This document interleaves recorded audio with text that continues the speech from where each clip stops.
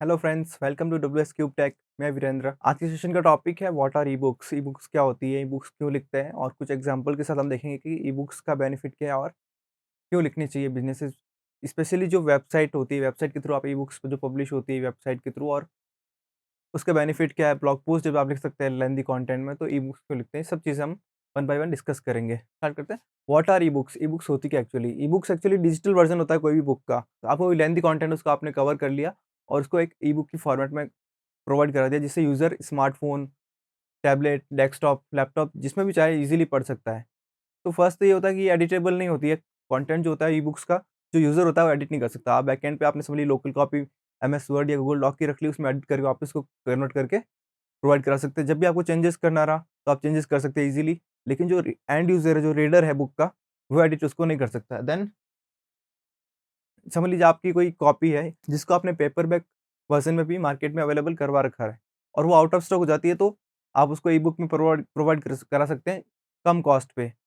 E-book का another benefit, जो जो फ़िक्शन राइटर्स होते हैं, नॉन फ़िक्शन राइटिंग है, जो फुल टाइम राइटिंग का काम करते हैं एज़ एन ऑथर, वो ई-बुक का यूज़ इसलिए भी करता है कि कॉस्ट इफ़ेक्टिव ऑप्शन है। प्रिंटिंग का कॉस्ट इसके अंदर नहीं है। समझ लीजिए कि 1000 लोगों को ये बुक परचेज़ करनी है, तो वो ईज़िली एक ही कॉपी ई-बुक की प्रोवाइड कर दी, उसको डाउनलोड कर सकते हैं या फिर परचेज़ कर सकते हैं। लेकिन पेपर बैक कॉपीज़ में ये होता है कि फिज़िकल की जो कॉपीज़ होती हैं, उसको जैसे कि 1000 लोगों ने लिया, आउट ऑफ स्टॉक हो गई, उसके बाद और प्रिंटिंग का कॉस्ट इन्वॉल्व है। तो ई-बुक का ये बेनिफिट है कि वो कॉस्ट अवॉइड हो जाती है। और ई-बुक्स में आप टेक्स्ट, इमेजेस और मेन इम्पोर्टेंट की लिंक्स को भी यूज़ कर सकते हैं आप।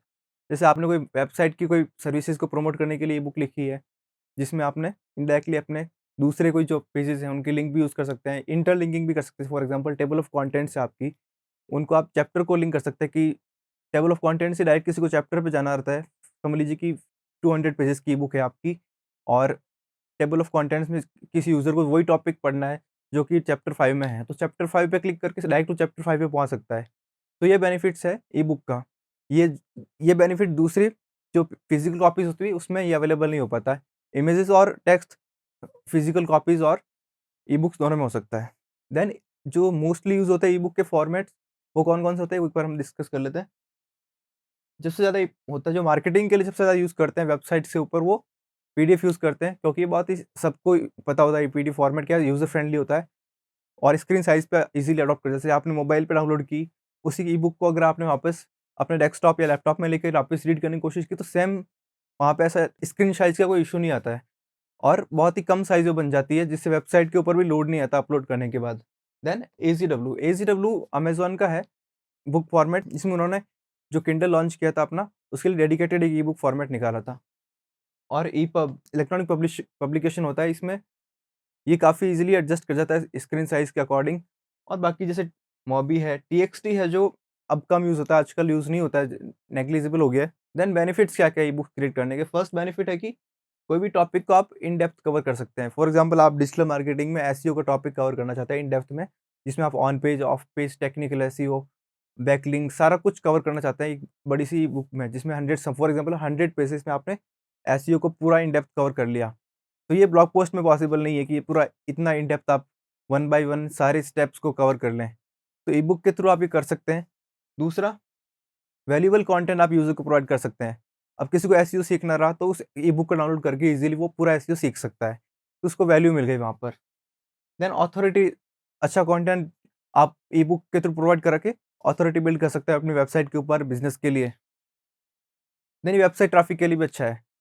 जो भी आप ई-बुक बनाएँगे उसको डाउनलोड करने के लिए एक अपना लैंडिंग पेज जो बनाएँगे, उस लैंडिंग पेज को अच्छे से अगर ऑप्टिमाइज़ करते हैं, और जैसे आपने देखा कोई भी समझ लीजिए रिसर्च रिपोर्ट वगैरह होती है, जैसे कि पीडब्ल्यूसी की हो गई या फिर गार्टनर की हो गई, तो अभी उनके जो लैंडिंग पेजेज़ होता है वो बहुत ट्रैफिक आता है, क्योंकि वो उस पे डेडिकेटेड ही अलग से कंटेंट प्रोवाइड करा रहे होते हैं। देन जब वेबसाइट के ऊपर ट्रैफिक आ गया, तो यूज़र लैंडिंग पेज पे इन्फॉर्मेशन पढ़ ली कि इस बुक में क्या-क्या है उसके लिए और क्या बेनिफिट्स है उसके लिए। तो वहाँ पे वो कॉन्टैक्ट फॉर्म आपने जो यूज़ किया ई-बुक डाउनलोड करने के लिए, वो फुलफ़िल करना होता है उनको। जैसे वहाँ पे आपने उनकी इन्फॉर्मेशन पूछ ली, name, email address, phone number या फिर दूसरे कोई वेबसाइट यूआरएल वगैरह। तो वो इन्फॉर्मेशन जब फ़िल करेगा, उसके बाद ही वो ई-बुक डाउनलोड कर सकता है। तो वहाँ से आपने लीड जनरेट किया, आपको एक यूज़र की लीड मिल गई, जिसको आप कॉल करके या फिर कोई सर्विस प्रोवाइड करने के लिए कॉन्टैक्ट कर सकते हैं। देन ट्रस्ट बिल्ड करते हैं आप अच्छा कंटेंट प्रोवाइड करके, और ये लॉन्ग टर्म इन्वेस्टमेंट है। एक बार आपने समझ लीजिए कि अच्छी कोई ई-बुक कंटेंट दे दिया आपने, जिसमें बार-बार चेंजेस नहीं आने होते, तो वो लॉन्ग टर्म के लिए आपके लिए वर्क करती रहती है।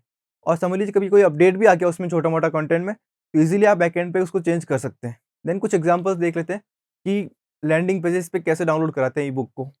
जैसे कि एक इनबाउंड मार्केटिंग का एक पीडीएफ या फिर ई-बुक है, उसको डाउनलोड कराने के लिए उन्होंने पहले तो ये बता दिया कि ये टॉपिक क्या है, उसके नीचे सारा कुछ इसने बता दिया कि बेनिफिट्स क्या है, इसमें कौन-कौन से टॉपिक्स को कवर कर रखा है।